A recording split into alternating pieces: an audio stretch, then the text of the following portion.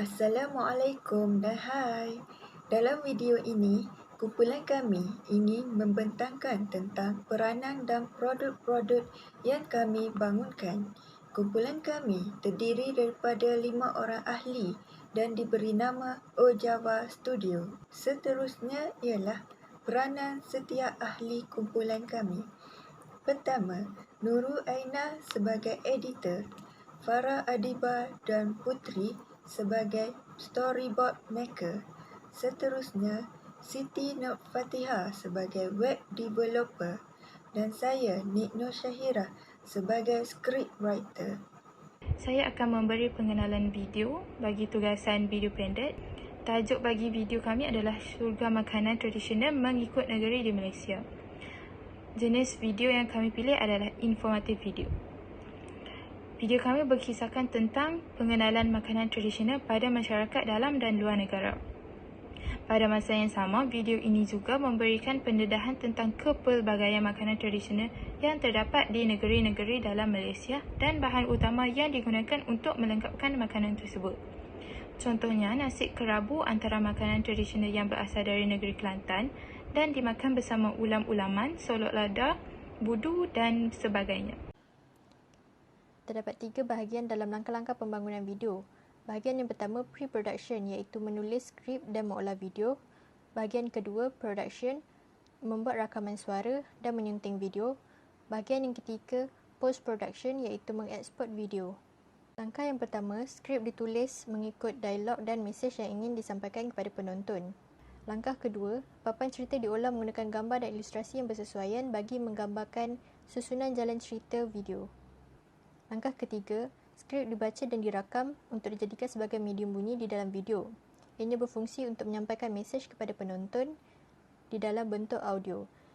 Kaedah ini dipanggil voice over. Langkah yang keempat, menyunting video dengan menginput bahan-bahan yang telah dimuat turun, menggabungkan bahan-bahan, elemen grafik dan audio, dan menambah efek khas sebagai transisi video. Seterusnya, aplikasi software yang digunakan untuk menyunting video ini adalah Adobe Premiere Pro. Langkah yang kelima adalah proses mengeksport video mengikut saiz dan kualiti yang dikehendaki.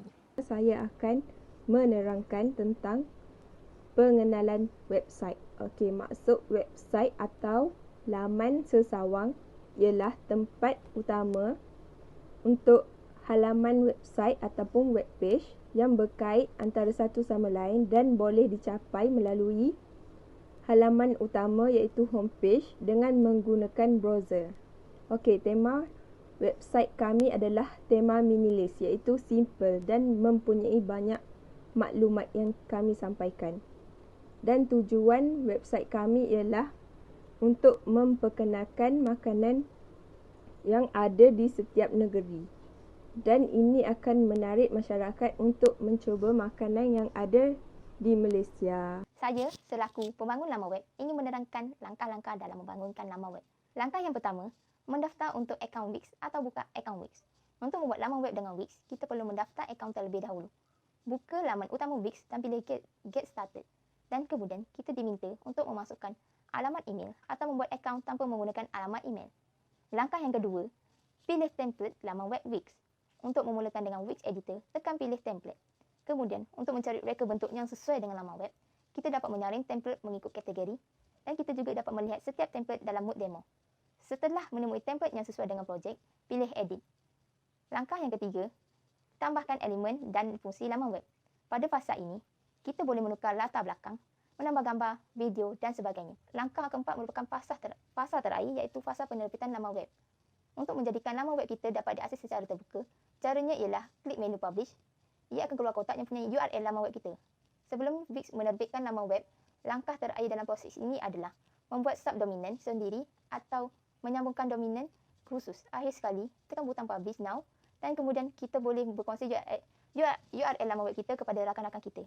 Apa yang kami pelajari dari kursus ini ialah kami dapat menambah ilmu baru serta mengetahui lebih banyak tentang multimedia dan teknologi web serta perkara asas dalam multimedia.